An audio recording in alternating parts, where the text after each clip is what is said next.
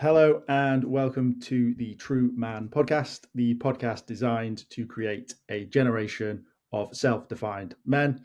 Today, I'm joined by Matt Concannon, aka the Thirsty Poet. How are you doing? I'm very well, thank you. Happy Monday. Happy Monday. It's an absolute pleasure. I am really looking forward to this one. It's a little bit of a unique one. I think there'll be some interesting angles for sure. But first, Matt, in your own words, what makes you a man? Yeah, it's a really tough question to start a Monday on because it's something that I think about quite a lot as an observer and as a writer. And a few thoughts went through my head, and I think there's the kind of sort of Disney-like depiction of what man is. Masculine, muscular, strong, emotionless, kind of these caricatures of what man is, and it's kind of seen through this warped lens. I think that's what TV and has kind of done for us. But I feel like what makes me a man is having that responsibility as man to show that the strength can be seen in different ways. Responsibility, to be strong in empathy, strong in strength to have through openness, strength to be vulnerable. That men can be more like Chip the Cup from Beauty and the Beast and not always like Gaston, or if not, one or the other, bits of each. And having that acceptance as man, Matt, say I'm not perfect and I will make mistakes and that's okay. But having that willingness to learn and hold myself accountable, to be responsible as man. Yeah, responsibility being that kind of key word there. It's interesting that you, as you're thinking about the world, I guess, within some of your writing, which we'll obviously get into in a little bit, but do you think it's important for men in general to think about that? Do you think you've maybe not thought about that in the past and it's now more just because of what you're doing, you do think about it a bit more? Yeah, I think it's always interesting kind of taking yourself away from where you are and to go back to where you were and realize that people are always in these different stages of the journey. I feel like I've gone through a bit of a learning curve, but kind of, we need to look at things through the kind of different lens and see things through different people's eyes and understand, everyone's at a different stage of their journey of whatever masculinity is, I guess, and saying it's okay to get things wrong. Those sort of changes are inevitable. There's only one way we can learn, and that's by doing and trying. Yeah, I think that's where you see a lot of men in that, in those sort of stages of learning.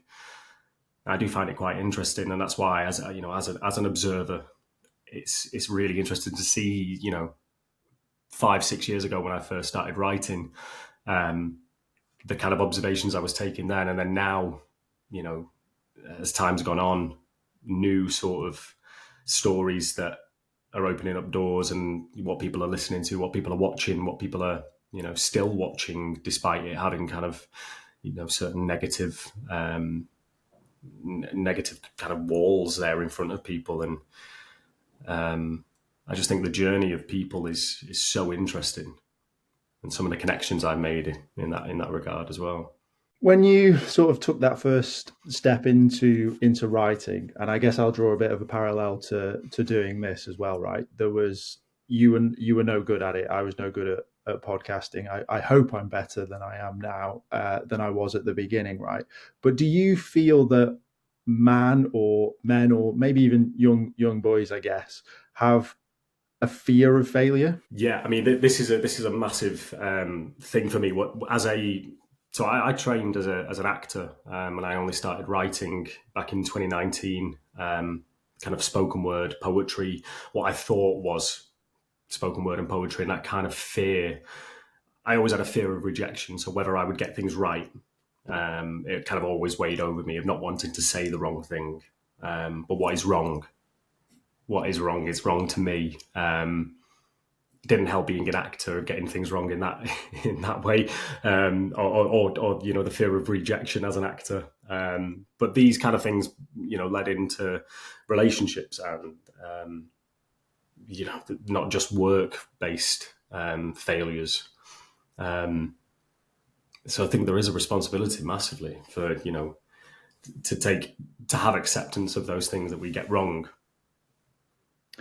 Yeah, there just seemed to be a bit of a lens almost though on like this change in man, I guess. Like there's almost a fear that you have to be everything, right? You have to be in good shape, but you have to earn loads of money, but you also have to be a good dad whilst you're also pulling loads of women. There seems to be this magnification of sort of doing everything. And do you think that adds more pressure? What? Yeah, I mean, I can imagine, I don't have kids, but the kind of pressures that have always, I think it's definitely like societal, has always put this kind of pressure and weight on man and what man should do, should be the provider, should be the breadwinner, should be, able to handle conflict, able to handle, difficult circumstances. And that's all well and good. But when it comes to the reality of the matter and, how can we do that if we've never gone through these circumstances? How can we actually react in a calm way if we go through the loss of a loved one, or we go through heartbreak, or how do we actually deal with those kind of major issues and some things that can, really change our views and change our, ways that our life trajectory goes. How do we do that? So yeah, I think it does make it quite interesting looking at society now creating this lens of man, and how I like to think that you can break down these walls and these characteristics, and that's what I try to do as a writer, and why I keep on, we're only a couple of minutes into this and I've already said observer, because it's all about the observations. And if women view us in this certain way, well, there's no right or wrong. It's just how we it's just I find it quite interesting. And other men, how other men view each other. Yeah. You talk about observing and writing what you see. Why do you think there has been a spotlight or an increased lens on masculinity and what is man? Yeah, there's well, I think the first piece that I ever wrote was based on the gym and this kind of world in which, the gym is this highly, full of testosterone. It's full of, sweat and, people really wanting to make sure that their bodies look a certain way. And I think we're led by social media and TikTok and Love Island and all these kind of shows that are kind of like the perfect image, or like this drawn image of what perfect is of man and masculinity. And it kind of is a bit narrow-minded. There's so much more depth into people and into man and into, what masculine is, that yes, we've got all of these shows that kind of depict that version of man, but really? Like, what about when the camera's not on them? What are we seeing? It was kind of the Love Island. I think there was a series where I think that there's been people who have taken their own lives after Love Island, and that just kind of made me go, where's the worth in this? If it's done this to people and it's damaging people, and it's who's held accountable for that? Is it the producers? Is it society saying this isn't the right version of man? Yeah, I mean the statistics around that from both genders, right, is crazy to think that sort of pedestal that they're putting those individuals on, and it's a conveyor belt, right? I think there's one on right now, so the next lot are on their way into Influencer City to influence. Yeah. Well, it's really. I mean, that's been one of the most thought of. Well, more recently, kind of thought pieces in terms of I remember I've watched Adolescence, which I'm sure lots of people have, and the kind of how that blew up as this, real lesson learner for lots of people in different stages of their lives. Fathers not knowing if they're, what their kids are doing online, and what people are seeing, and other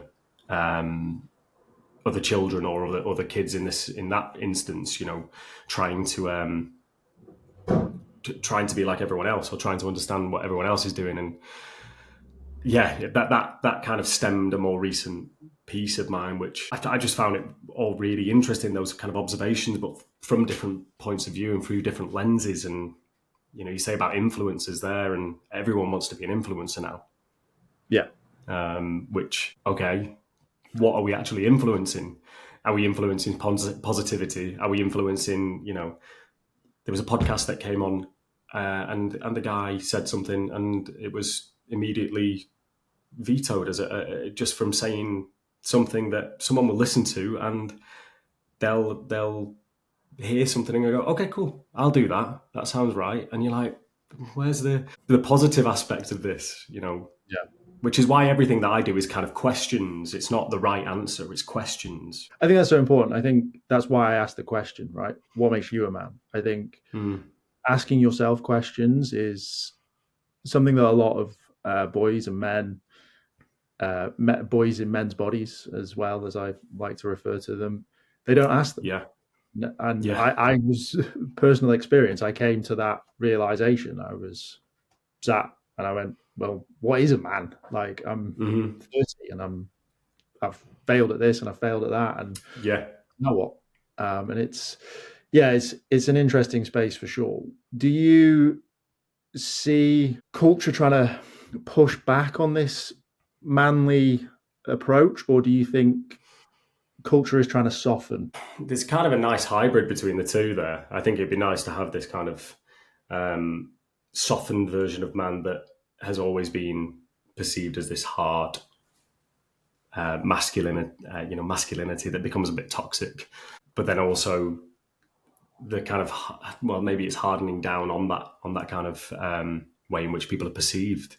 I mean, the kind of, it's constant fear of the rights and wrongs, and what is right in these moments, and where, I don't know, how are we supposed to feel if we get something wrong, as me getting something wrong. I think that then leads into the kind of then it can only go into the youths and the kids of today, who kind of trying to get things right or following what other people are doing.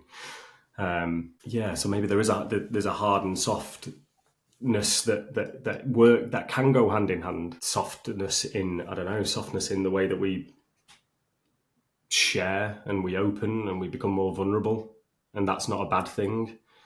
And then hardness in terms of pointing out what's wrong, and actually having the kind of being brave enough to say, no, I don't agree with that. And that being the hard. Yeah, it's really interesting because I hear a lot of these conversations around, like, men need to talk more, men need to open up with each other, they need to be supportive of one another. Yet the most recent statistics is that boys on average can name 3 emotions. Happy, sad, and angry are the common ones. Yeah.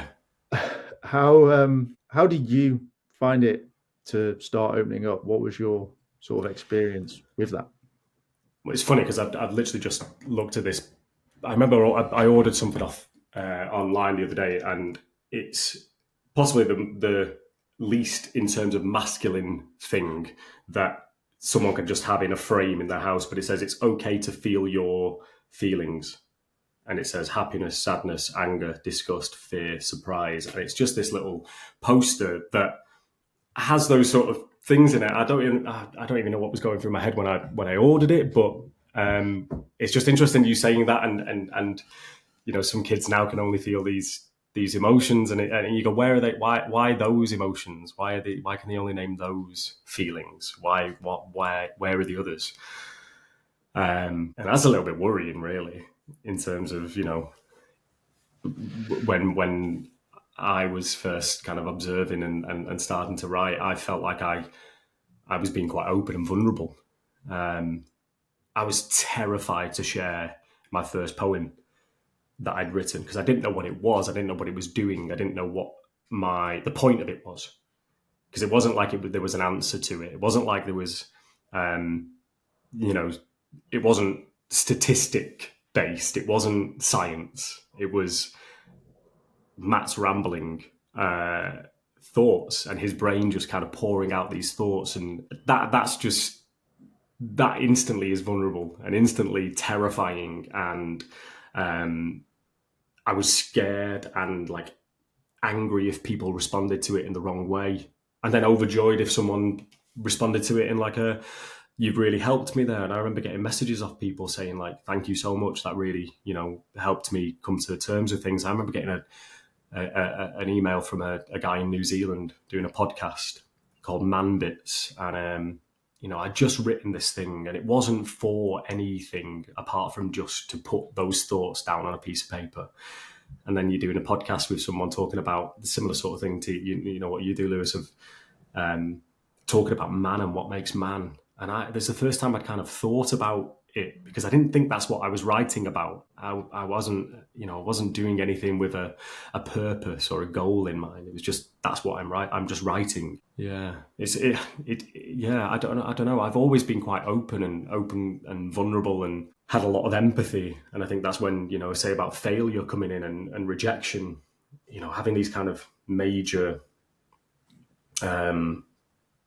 thoughts of failure and thoughts of getting things wrong. It's just always been really interesting to me. Why am I so worried about what people think? You mentioned when you wrote it didn't have an answer. It wasn't scientific. It had no statistics. I hear that a lot from men. They are looking for an answer. Do you have like an opinion on that? Why do you think men want an answer to everything? Oh gosh, yeah, we do. Well, yeah, this is another. That's another perceived lens on man. We want to have all the answers. I think everyone wants answers. It's important to know, but then it's still important to discover. And so, why should we know all the answers? I think it's always nice to learn from other people. That's what I've been trying to focus on more recently. Is yes, like I said, making mistakes and getting things wrong, but then learning from them and taking responsibility for that. That's the learning. That's why I want to know the answers, because I want to know what other people are thinking. I want to be able to kind of go, do I agree with it? Okay, even if I don't agree with it, at least I've learned, a different point of view, a different perspective. It is interesting though that men, have that kind of, you have to be right, don't you? You have to be right. I don't want to be right. As an actor, like we're taught to get things wrong and play and make mistakes, and that's rehearsal, and then you can bring it in front of an audience, and the audience can make their own choices on whether they are right or wrong, or they agree with them or disagree with them, or getting things wrong is what makes it quite exciting, but obviously then learning from it is the bit that you go, right, okay, that's what I needed. The powerful word in that sentence there was play, right? I think men sort of forget to play.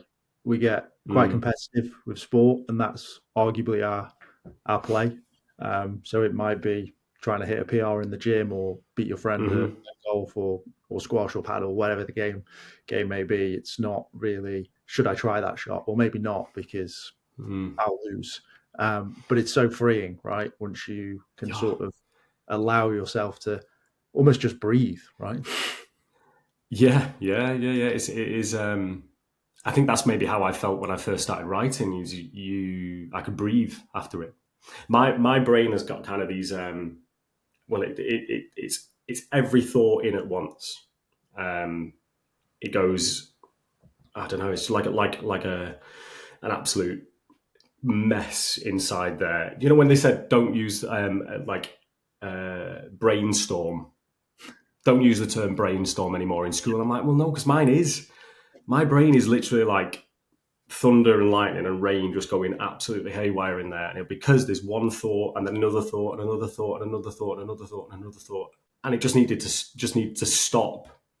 And that's when putting those things down onto a piece of paper and separating those thoughts out as soon as they come to me. That's how I now navigate, 33 years of age, recently diagnosed ADHD.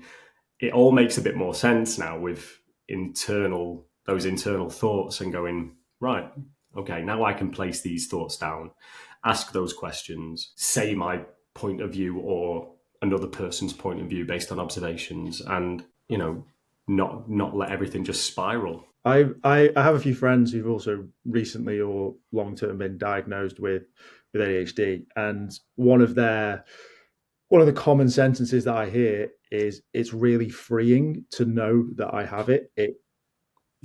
Yeah, it's wild. I mean, I didn't know what to expect. I feel like in the 33 years that I have been on this planet, I've tried to understand myself and understand my brain, and it makes you go back into kind of childhood. And I had a really good upbringing. My mum and dad have always been so supportive, my brother as well.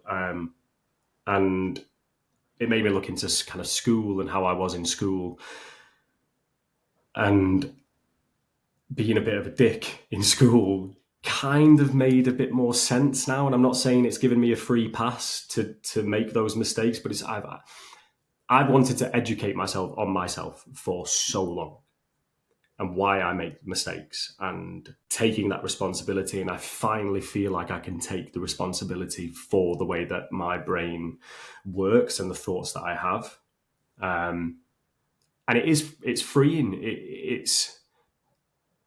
It's not the answer, having a diagnosis, but it certainly helped me kind of navigate the next stage. Okay, cool.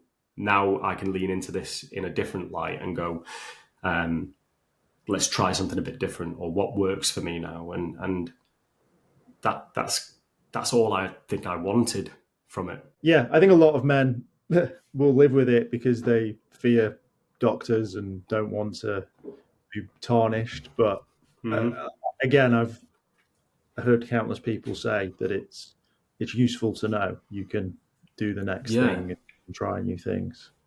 So that was it. Yeah, I've been to the doctors multiple times with kind of depression and never really felt like it was taken that seriously. This is what it is. Here's some tablets, take them. Hopefully it helps. And you're like, no, come on. Like, surely there's more to it than that. Like some doctors who just didn't even look you in the eye. And you're like, I'm here just because something doesn't feel quite right or something's a bit off. Yeah. And I'm finally doing this as this man who's now being strong in a different way, acceptance. And I'm met with this kind of wall again and going, well, that's going to stop people going back to the doctor. That's going to stop people starting to open up about things and put on the referral for ADHD treatment. It's going to stop that from happening if, as soon as you walk in with acceptance of it, that you are met with it might not be that. Just have these instead. I think there's probably loads of people who fear going, opening up to people and starting those sort of conversations. I mean, that kind of leads into kind of one of newest piece of poetry that I wrote, which is kind of all about checking in on people, and it's through this lens of chess. I've never understood the rules of chess. I don't know if you play chess, but a little bit, yeah. A little bit, yeah. I really don't. My mates tried to teach me, but this is just based on the kind of observations. I mean, I'll do a little bit of this piece. It's called Checkmate. So do you fancy a game of chess, mate? Okay. But first, a checkmate. Hi, how are you?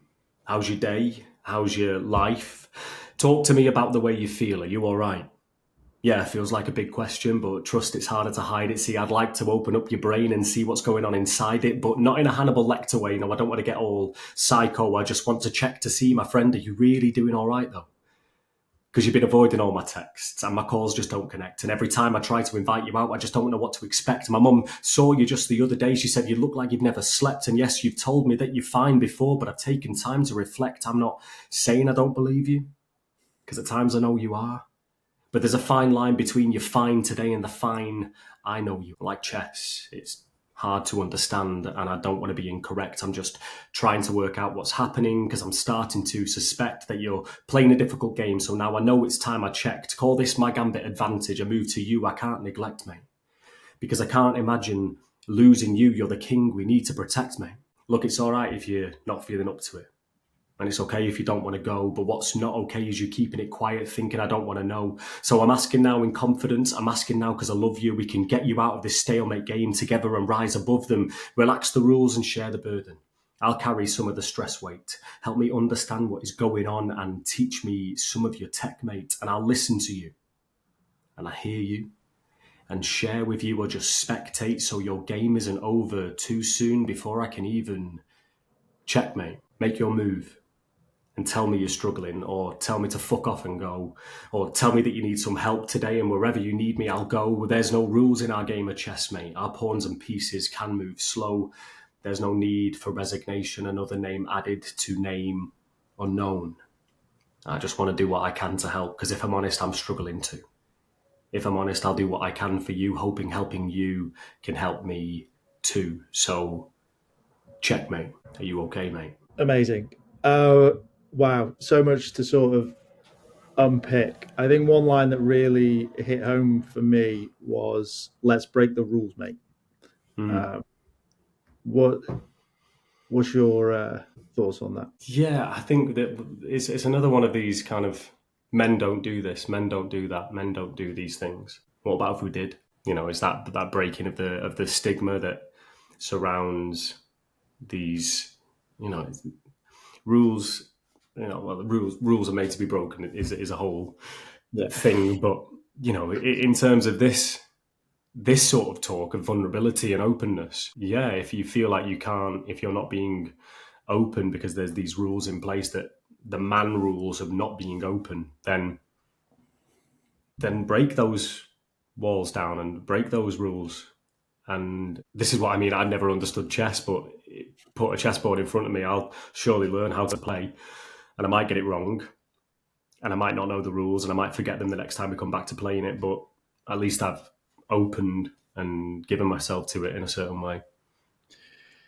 There's a really sort of powerful place to ask that question. I'll share a story of a mutual friend of ours. So Luke from Two Pints Deep. I met him in London last week just gone, and we had the initial "Hey, how are you? All good, yeah." And then we had our chat, and the end of the chat, he asked, "And how are you doing?" Which I thought was a really powerful place to put it. Yeah. Because you can be kind of quashed by you get sucked into other conversations, and the first kind of, "You're right, mate, how's it going? You're right." Yeah, fine. Yeah, sound absolutely, sorted. To end on that, people would think it's kind of too heavy. Why would you want to end on a kind of another question like that? Because it's only going to open another conversation, which might be another. Well, you might have already been sat in a bar for an hour. Yeah. It could be another 3 hours of you sitting in a bar afterwards, or it could warrant that, or you could feel like you're walking away from. Should I have walked away from that? Should I have got that train, or should I have just got a later one? Ending it there, I find that really, really interesting. Such a heavy question, but like almost loaded, but rightly so. We don't do that enough. No, I think so. I just thought it was a really great place to put it, because, like you say, all those things you just mentioned, he meant it. It meant he wanted to know. I think that's was the hardest thing about it, the way it hit. Yeah, I try and, with the pieces that I write, I like to, you start with a thought, you start with this kind of idea, and then everything in the gap is just other observations and other questions and other alternatives of this story. And then weaving that back to that first question at the, that we opened it with. It's the, hi, how are you? How's your day? How's your life? And then ending it with, so checkmate, are you okay? We're back there after 2 minutes or whatever it is of a piece of poetry that opens these doors and kind of says, look, this is where I am. This is what I've noticed. This is what I've seen. Okay, let's talk about it. Do you find that now that you're more open, the people that you're around are more open? Yeah, I think so. Especially like family now. Kind of, I was on the journey for finding out like about ADHD. I think I was on like a waiting list through the NHS because I couldn't afford to go private, but it was probably a year and a half. But I've always wanted to get something done. I've always thought that there was maybe something there. And it didn't feel difficult to tell my mum and dad. And it didn't feel difficult to tell my brother or some of my closest mates. And it wouldn't be something that I wear as like a, you have to know this before I get in a room, because it's part of me that my brain clearly works in a certain way, and that's fine. But it made them understand that sometimes I can feel like this, and not knowing necessarily what to do, but just being able to be a bit more kind of open with that. It's been quite, I think this is what's made it even more freeing and kind of a release, is that kind of, right, okay, now the people that I trust really are on board with me, and they trust me and they understand me. I mean, one of my mates said it the other week. He was saying, because I'm rubbish at planning. I try and plan, and I'm really, really bad at it. And I'll just message like 10 minutes before and say, I'm in here if you want to come and get a coffee. And he's like, why didn't you bloody let me know? Like, I've got stuff on now. I would have loved to come and met you, because we haven't seen each other for a little while. And now he's aware of, obviously, if I still do that sort of thing and invite him very, very last minute, it's not because he's a last minute thought. It's just because I thought about it in that moment, and I've gone, you know what, I'd love for him to be here and have a chat. And now he knows, with that kind of diagnosis there, he just kind of went, well, it makes a bit more sense now. So I'm not going to hold it to you. I'm not going to hold you accountable for not seeing me or not wanting to, I don't think you don't want to see me. But sometimes if you don't know, then you kind of go, well, maybe I'm the one who always makes the plans because they actually can't be bothered with me. I'm like, no, that's not the case. There is an element of that, though, right? I think with male friendships that may not all be rooted in ADHD, where it's like they sort of drift over time, right? So they may be friends from school, and you just sort of, maybe you just naturally drift. But for that one guy that was in that hometown, it's their friendship, and they're a bit sad when it sort of drifts away. Have you got any sort of tips or advice for people that may be in that situation that want to keep those connections? See, I've always been big on connections. I think about the people who I've got in my life and the people who I've not let go of, but definitely kind of gone that they are a friend, but they're not necessarily the right friend for that moment. Yeah. It's having the kind of springboard of people who offer these different things, and it shouldn't always be an exchange in terms of like, this person gives me knows that I like beer, so I'll go to the pub with this person. This person knows I like food, so I'll go.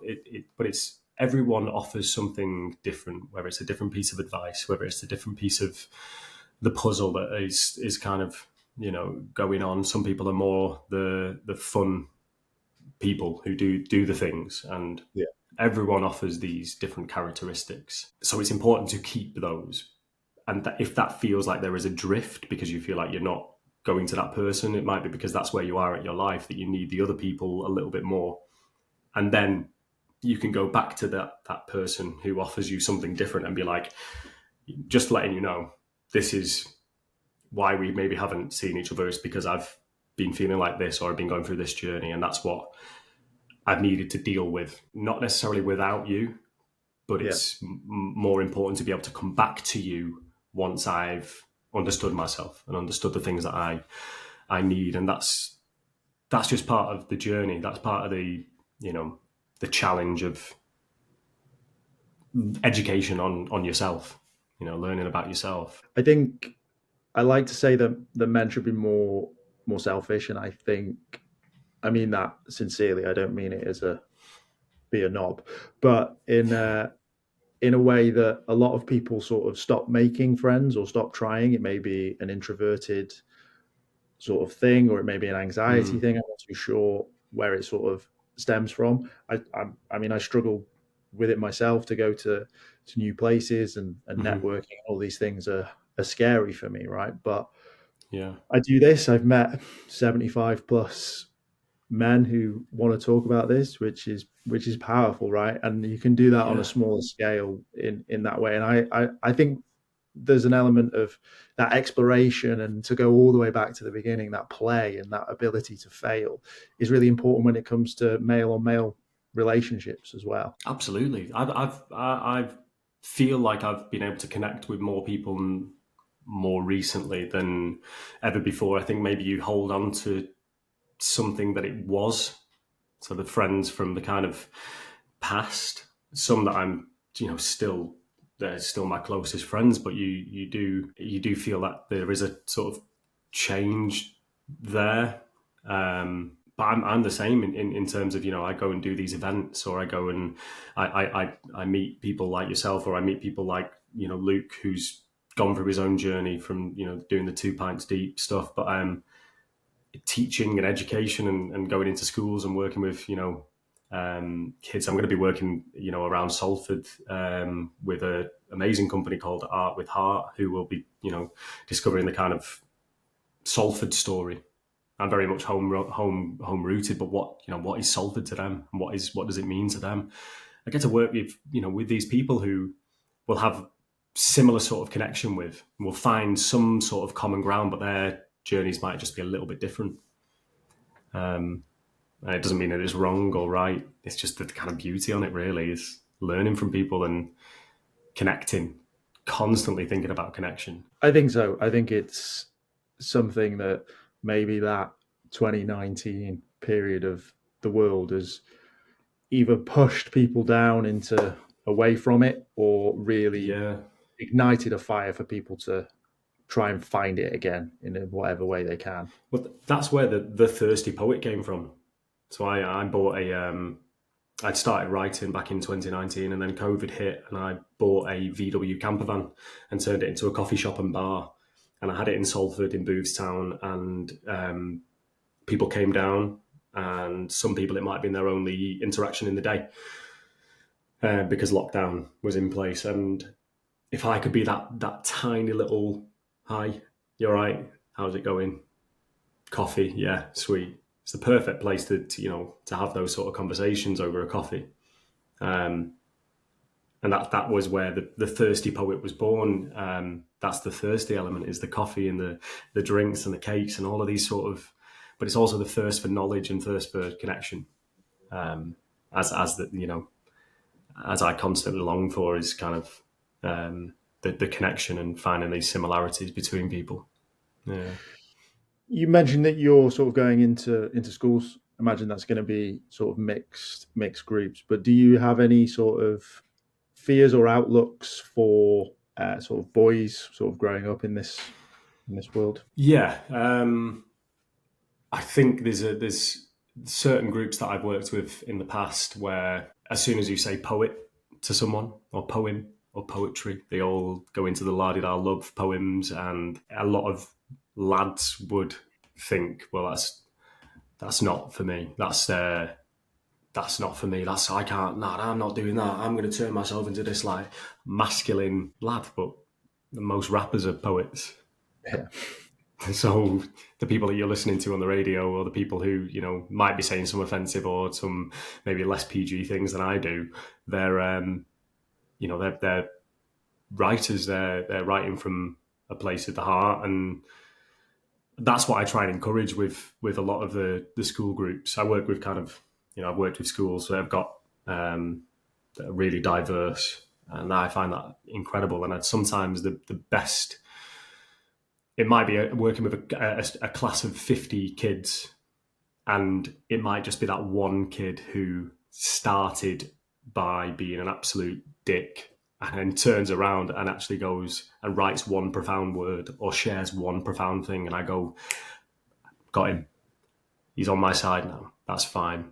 But then again, there is a worry for where social media and all of these sort of things. We don't have phones at school, which I feel like was quite a lucky thing. But Yeah. they're constantly, they've got something that might impact them negatively at their fingertips instantly.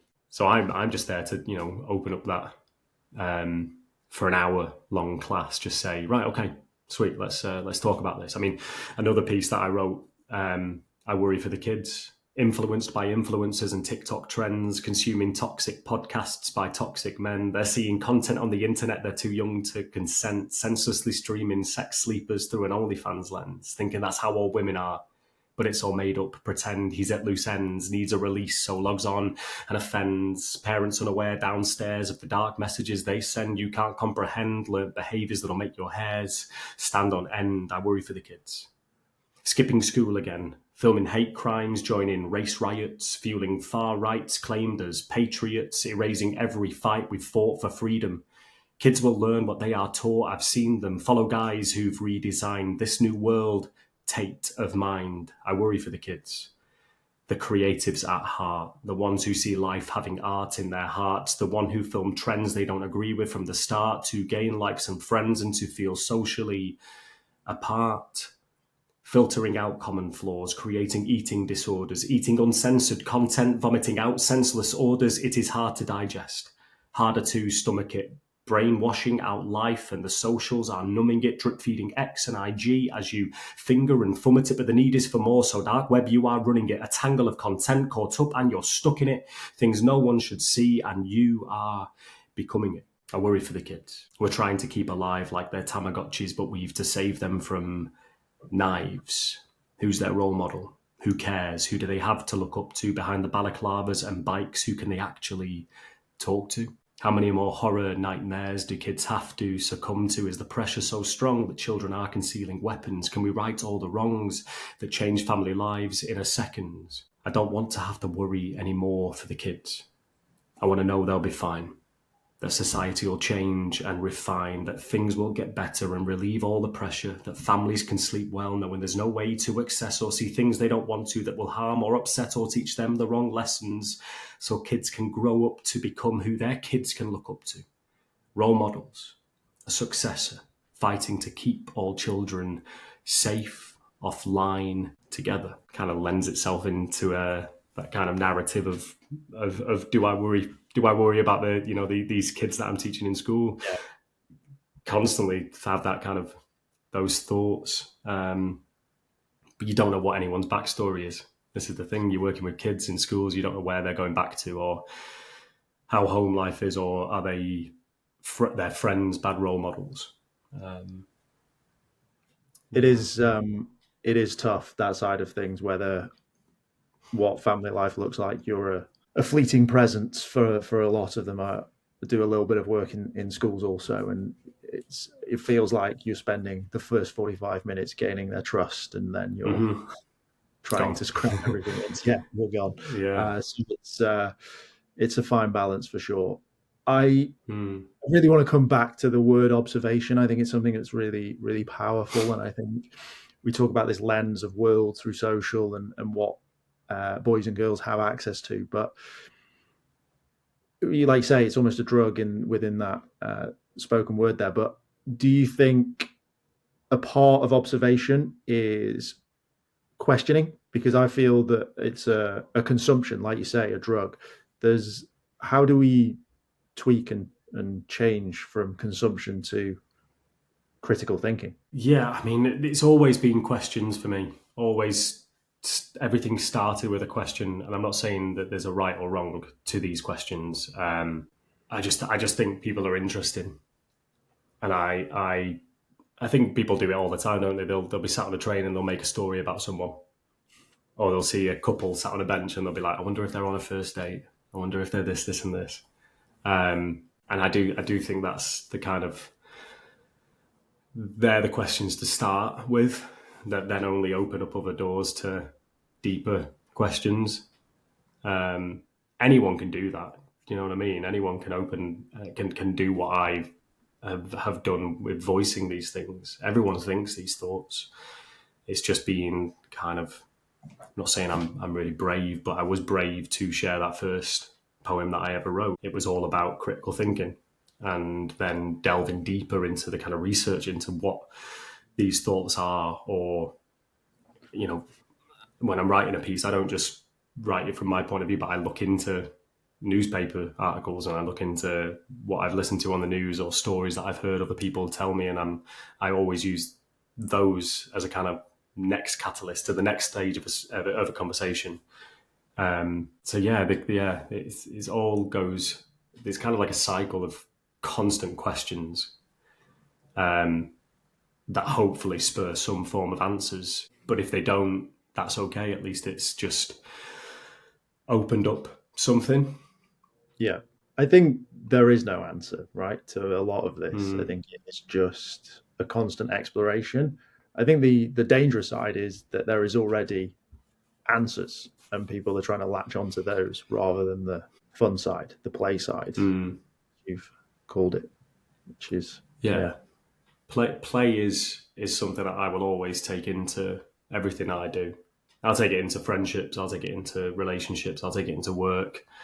And exploring and trying and being engaged and learning through failure and learning through other people. You know, I'm not perfect, and I don't want to. Yeah, it's difficult. I'm not perfect. It's so hard to say, right? I think when you have this sort of like audience, or you are willing to open up, people think that you are okay, or you're like you've got it cracked. And yeah, I think that's a nice way to sort of say we're not perfect. No one's perfect. Yeah, Yeah, that's it. There's a I was looking into this Japanese art form called kintsugi, which is that if you know, using broken pottery, and rather than discarding it and throwing it in the bin, it's reassembling it and filling the cracks with gold leaf to create this imperfect perfect. I wrote a piece called Kintsugi. You know, all things are created and destined to be broken someday. Being broken or damaged is never a bad thing. We develop scars that we shouldn't hide behind. Our imperfections can be the birth of something new. And like porcelain dropped on floors, I'm flawed. But don't throw me away, because behind this door there's a guy repairing pots with gold. His name is Kintsugi. He knows I am not perfect, and that's okay. See, I do not claim to be. I am broken fragments of pottery put back together imperfectly, painting crackled surfaces in gold leaf, highlighting my repairs to find with time and care the beauty in my broken. I am not perfect. I do not claim to be, but embracing my perfectly imperfect I shall do happily. I am the beauty in the broken. I am kintsugi. So if you ever get the chance to see this kintsugi, I just thought it was a beautiful analogy, and that kind of beautiful Japanese art form that feels quite human. Yeah. You know, we should all be able to say, I got it wrong, cool, but not having it as a lost limb. It's actually going, I got it wrong. And that's a time in my life that I got that wrong. I guess that's the kind of, you know, idea of tattoos for some people, isn't it? It's highlighting those moments and the struggles people get. There's a semicolon, isn't it, for men's mental health? That is a sign of I am not perfect. I have gone through this, and that's what I've learned. I just think it's quite a nice, beautiful kind of symbolic way of thinking, kind of going back to the beginning. I'm not perfect, and I'll make mistakes, and I will take responsibility for my mistakes, and that's okay. I think the men's space is a bit like that. I think there's so many little fragments and little things, and I'm seeing now a bit more of people sort of pulling it all together and showing other men where it is, and almost using these threads as the bits of gold to sort of create this piece that is a random walking club with ferrets all the way down to Andy's Man Club, which may be a little bit more Yeah. serious. So yeah, I like that analogy a lot. There's a lot of beauty in putting things together that should be together, but have maybe broken up a little bit. Sort of, in your opinion, what in the men's space do you like right now, and what are you hoping to see more of in the future? I do think it's more interesting how many more men are talking. I think it is very open. I think, it's groups like these, Andy's Man Club, 2 Pints, the kind of running clubs that are coming about, which I do think there's something really important about that, and it'll be really important to see how that grows in different communities as well. That it's not just for this set of people; it's for anyone to discuss and discover and find those similarities. And I think it's more interesting seeing TV and film and actually seeing vulnerable men.